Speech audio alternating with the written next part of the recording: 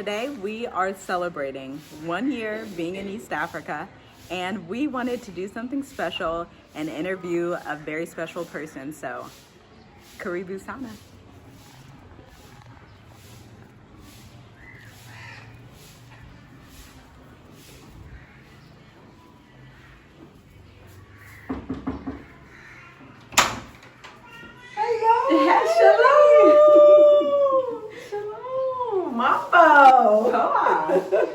Karibu sana.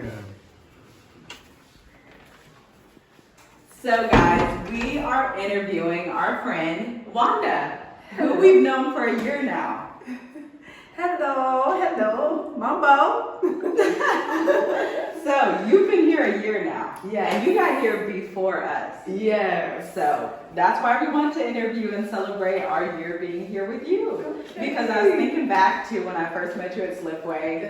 And that was actually, so we did a video, a story time about getting those 40 dresses and how we got it down to 2 dresses. Yes. So yeah, I've just been reflecting on our experience here. So Okay. I have some questions I'd love to ask you. Sure, of course. Okay. And welcome. I'm so excited to be on your channel today. Yeah. So, introduce yourself. What's your name? My name is Wanda Hanford, and I am from the United States, and Colorado, New Jersey, and Atlanta. So, but yeah. Also, I don't know if you're okay with this question, but how old are you? I'm 52. Or range? Okay. Awesome. I am 52. Yeah, awesome. I know I look young, but I'm 52. And so, how long? What date did you get in Tanzania? I think it was July 12th.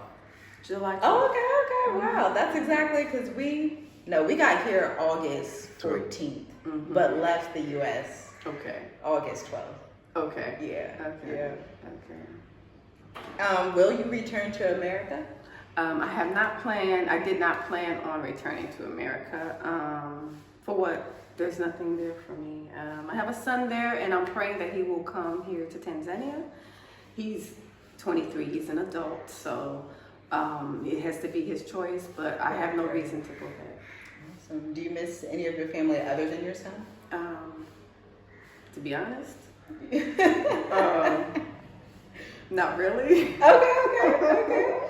I just don't, because I think everybody is entitled to their own opinion, and they want to live their lives. And I did offer my family, several members, to come visit. I was like, did you want to go visit Africa, the continent? And nobody was excited about coming. So not really. I mean, I can see them online and talk to them on the phone.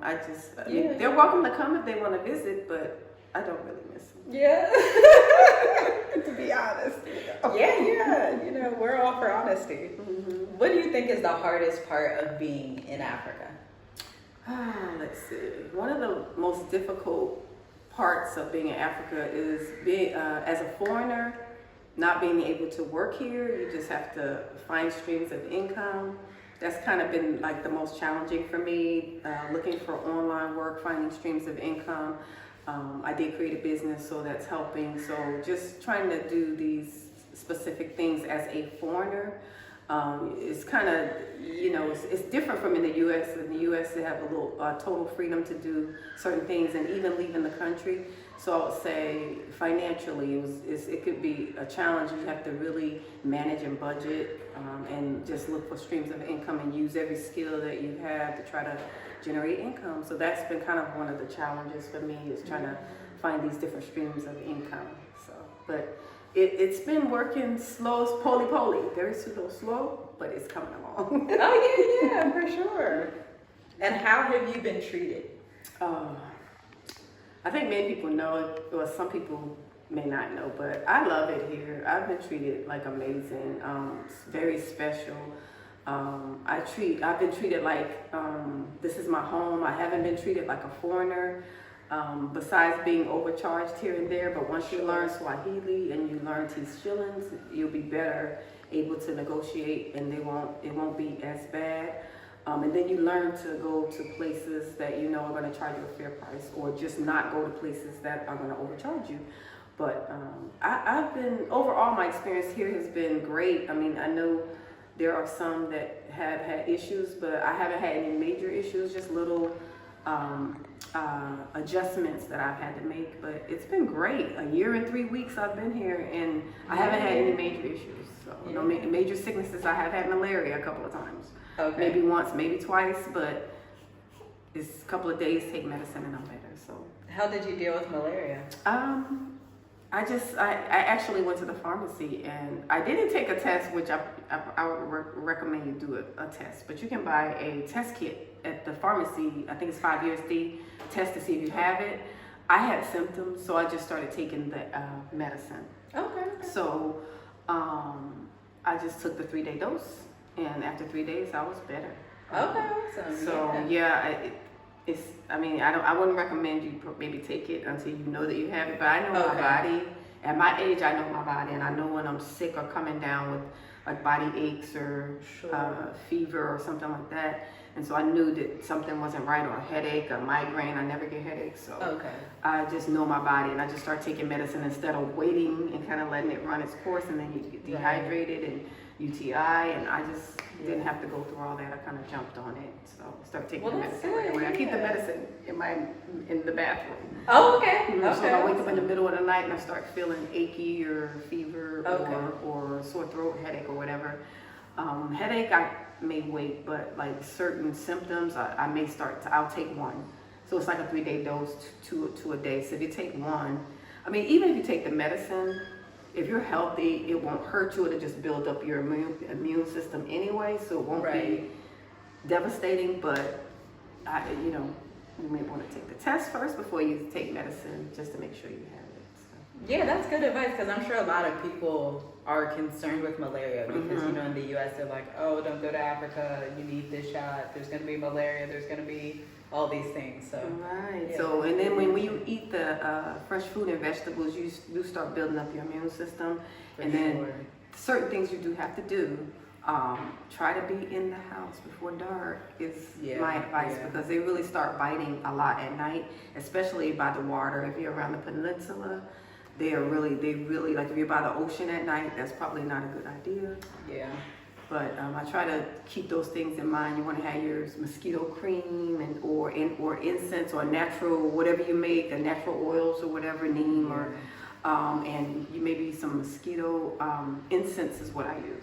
The kind you burn. Oh yeah. I use those every night before I go to sleep, because a lot of times they bite you at night when you sleep. Yeah, so usually I usually burn it before I go to sleep. So I've learned different things to do to try to avoid malaria while I was here. I'm here, and I feel like even if I had it twice in a year and 3 weeks, that's not bad. Yeah. So absolutely. And so, what advice would you give a viewer that's looking right now that sees all the videos about Africa? They really want to come, but they feel like they don't have a way to get here. Okay. What I would advise, first thing to do is look for an online job. If you don't have any income and you're not sure of how to sustain yourself while you're in the States, I would advise maybe look for online jobs. It doesn't matter how much, just a job, because you can, as long as you have income over here, you'll be all right. It's just, just try to find something where you can sustain yourself. And basically all you have to do is maybe just get a plane ticket, even if you don't have a lot of money saved, but you have income coming in. So, of course you need to reserve, you'll be able to have a hotel or whatever, reserve that, but at least you have some income coming in regularly, so you can do a lot more with that. But to come over here, you just have to have some kind of income, even if you don't have a lot saved. Because a lot of people say, well, I haven't saved a lot, I don't have a lot saved. Well, I didn't have a lot saved when I came, but at least I had a plan. You have to have some type of income. You just can't come without any savings or any income, because that's not really going to sustain you, especially if you want to live here or repatriate here. Now visiting is different, but if you want to repatriate, I would advise start going online, looking for online jobs or gigs or some type of streams of income. If you have a business or set one up, maybe you can start generating income, so when you come, you have some income to sustain yourself. So. Exactly, that's really important. Very. And then what would you say, how do I want to word it? What is your take on Swahili culture? I think a lot of people look and say, well, why do they want to go somewhere that English isn't the first language? So what's your take on Swahili and Swahili culture? Let's see. I really didn't even consider it as an issue when I was coming. I didn't know any Swahili. Right. And I didn't even know T-shillings. Right. So when your heart desire is to, first of all, follow what the Most High has told you to do, the uncreated creator. Yeah. When you, and the Almighty, when you follow what He has asked you or He's spoken to you to do, then things will kind of flow. And I wasn't afraid. I was just open to learn. I knew I didn't know anything, but you start off here, it's so simple. Everybody says the same thing. They always greet you mambo, you say poa, habari, you know, so as you hear that every day, you live in this environment and you learn a lot quicker than just studying online or studying a language and you're not living amongst the people that speak it. When you live around people that speak Swahili and they live this culture, it becomes a part of you. You assimilate a lot easier when you're around them, like you hear how they say it. So, you know, certain words that we might say, Swahili words in English, and it sounds like we're speaking English versus you speaking with a Swahili or African accent and you say the word. So just living in this environment and in this culture will help you to learn the language quicker. And sometimes you learn it and you're like, I said that, I don't even know. It just comes out of you, just like it comes natural for you. You know, they say mambo, you say poa, it's just natural. It flows because you live around them. They say it every day. It's like repetitive over and over, the same words all the time, so you learn it quicker. So, it's the culture is beautiful. I love the fact that the women are ladylike. They cover their bodies. They are very soft-spoken and respectful to the men, and just the way that they communicate with one another. They're very loving, and it's been really easy for me to acclimate into this culture. Swahili is another African language, so that's possibly maybe the language we actually were speaking before we before we were enslaved and they came and took us, you know, to the States. Right. That's probably because it's so it flows and it feels so. I feel like maybe that was my language before I was taught English. So I love Swahili, and once I learn it, I'll probably be speaking kidogo, little English once I learn. Right. So yeah, it's been easy for me. I can't say that for everybody, but from my experience, the culture is beautiful. It's the food and the family structure and the love that they have for one another. And then the way the Christians, Muslims get along, I've never seen anything like it, and it's just a peaceful country. So I don't really have any issues being here. I love it. It's been wonderful for me. 1 year and 3 weeks, and I'm still surprised that I've been here so long. Time flies. Yes, because it seemed like we just got here when we met, and it's been a year for both of us. Because we were friends on Facebook first, because I was in the States, and I was like, African Americans in Tanzania on Facebook. And so I found you and added you, and I remember you would always post pictures and videos, and I'm like, I just can't wait to get there. I know, we were like, oh wow, I can't wait. So I remember when you got here, you were at Landmark. And I said, because I hadn't been over there, and I was like, wow, it's nice over there. Right. Because I came right to Masaki. Oh, yes. So, it's been awesome. It has been awesome. What about for you? How's our year been? Yes. It's been great. Pretty much the same way you described it. People here are so welcoming. They're nice amongst each other. But then anytime we talk to someone and we tell them we're from America, they're like, oh, you're our brothers and sisters. Welcome home. And then they also ask, well, why did you leave America? Because some of them actually have dreams to go to America. And we tell them what it's like. We tell them the history. And they're like, oh, well, Karibu Sana, Tanzania. So it's pretty much been the same. We love it here.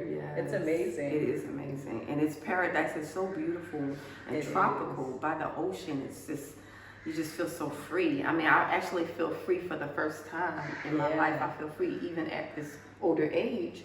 I get to taste true freedom. Like, we are actually free here. We're not under that colonial system. So Yeah. even though I know the West has a hand in here too, but it just feels different. It does. It feels really different. Then all the greenery, seeing cows and goats. I love seeing the cows and goats walking around. They say they know we're foreigners because we're the only ones taking pictures of the Right. cows and goats and chickens, and we're like, oh, look at them, and they're like, wow, they're not used to, you know, they Cows know and foreigners, goats, the right, cows right. and goats, right? Yeah.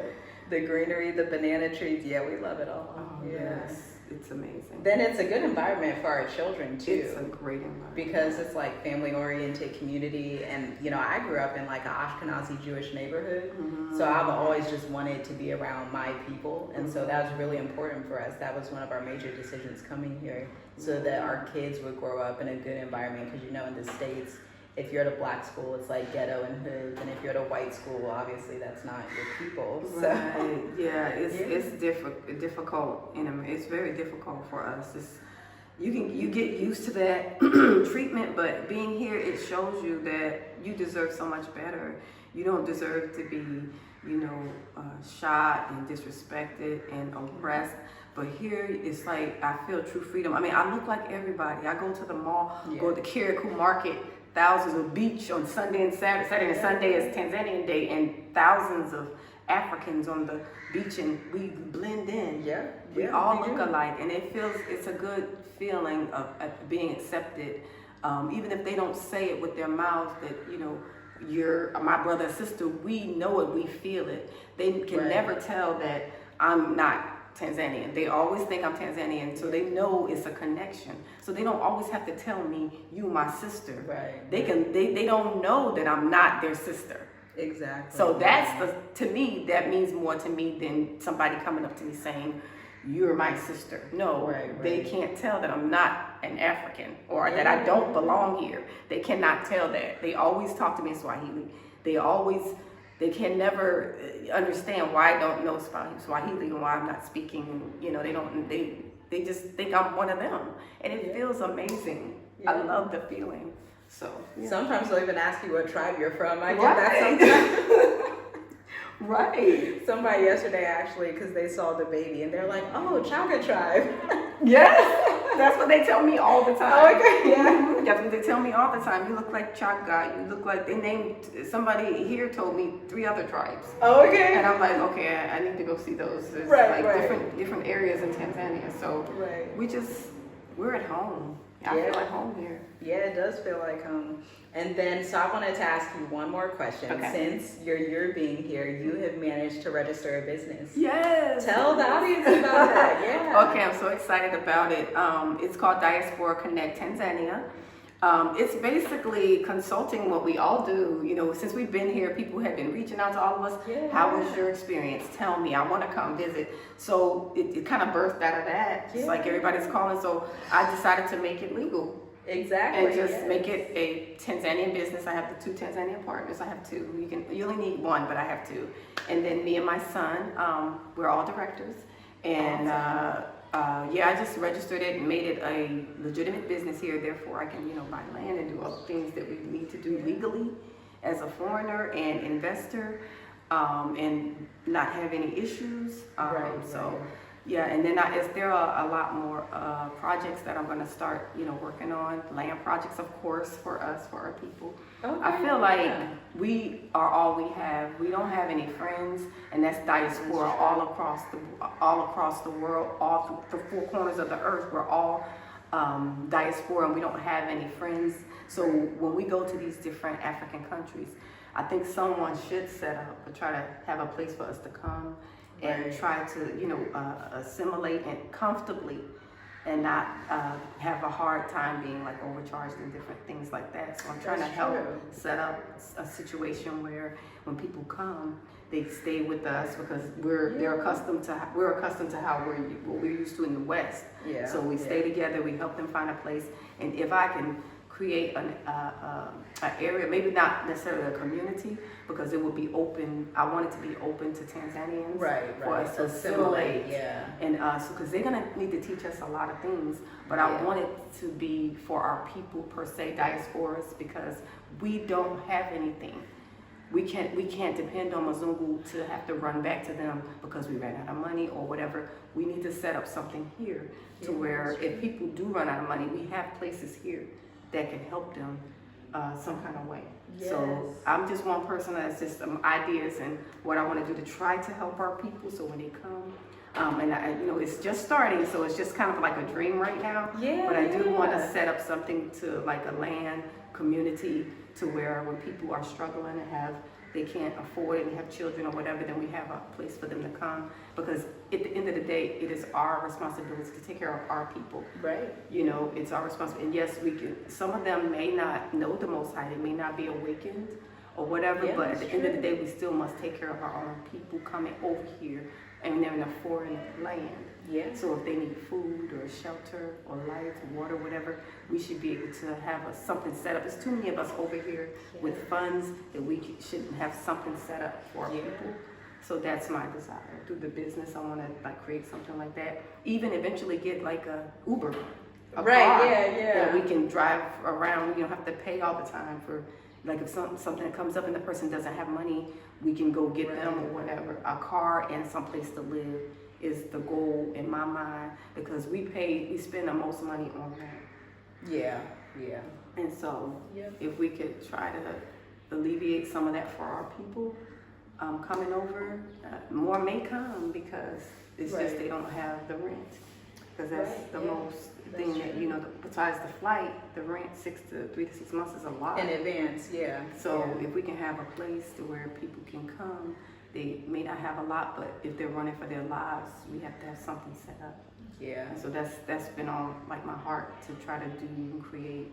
And it's at the beginning, I'm gonna need investors and all that, but that's a whole nother ball game. But at least I have a business set up to where we can start looking for something to do that. That's awesome. So I will link the page down below. Okay. And then are you also taking say an investor is watching, would you take donations via right PayPal now, or Cash App or anything like that? I have a Cash App and PayPal, but I have a membership application.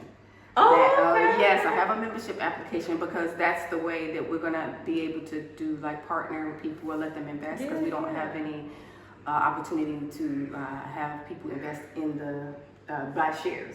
So we're not gonna do the buying shares, but we're gonna offer a membership, and I have a membership application that if you reach out to me and I screen you, talk to you, screen you, which most of us we need to do these days because we just need to make sure that we're working or helping people, and we just have to screen people for certain things. So we're gonna do that screening, and then I'll offer the membership application to you, and because it's gonna be like a membership sign-up fee and an annual fee. Okay. The annual fee will be like $15 a month, so you can pay for the year or something. The reason is because the money that you pay is gonna be the investment. Right. Instead of them having to say, I want it, you have to invest $1,000. You pay your membership fee, which will be like $350 something. How we came to that is it's like half of what it took to register the business. Oh, okay. Yeah, That's so cool, $350, just the one-time sign up and the yearly fee, and then annually the. Gianna woke up, guys. Yeah, so I just wanted to finish off with the membership application annual fee. And those will screen for those, and once I screen and I talk to you, I will be doing the screening. And then if I feel like you're a good fit for our project, then I will email you a membership application. So that's kind of how it works. Awesome. So we'll link your channel down below. Okay, thank you. And then they can get in contact with you, and you guys can talk and see if it will be the right fit. Okay, thank you so much. Yeah, thank you for doing this interview with us. Oh, maybe we can do another one in 2 years. Sure, yay, that would be great. The kids will be older, and you may have another one. Right at this rate, maybe. Oh, yes. So happy 1 year. Thank you, and happy 1 year to you. It's been a pleasure being here, a privilege. Yeah, it really is. All right, so we'll close it out. You guys. One more question. Oh, okay. I got a question. So what can you tell the people watching this video is the most important part about relocating? About relocating is making sure that the Most High is leading you to wherever you decide to come on the continent or wherever you decide to go. It is very important that you are getting counsel and guidance from the Creator, from the Almighty, from the Most High, Yah, because if you do it in your flesh or follow other people, it may not always work out. So just make sure that you are praying and consulting with the Most High about your relocation plans, and if He wants you to come, and if so, just make sure that you have a relationship with Him, because at this point, being in a foreign country, you have to trust Him. You have to have a relationship with Him yourself. You can't depend on other people and follow other people and think everything is going to work out the way you plan it. You're planning it, so you must consult and pray and seek the Most High. And if He's speaking to you, then He will lead and guide you. He will provide the finances, and He will prepare the way for you. But you must seek Him first. If this is find out if this is where He wants you to come. Right. So Find out. Yeah. Find out, because there are a lot of countries on the continent, 54. So you just need to seek Him and find out if He wants you to come and which country He wants you to relocate to. So. Yes. All Awesome. praises. That's a great way to end the video. Yes, it is. Awesome. All So, praises. hallelujah. Hallelujah. Shalom. Shalom.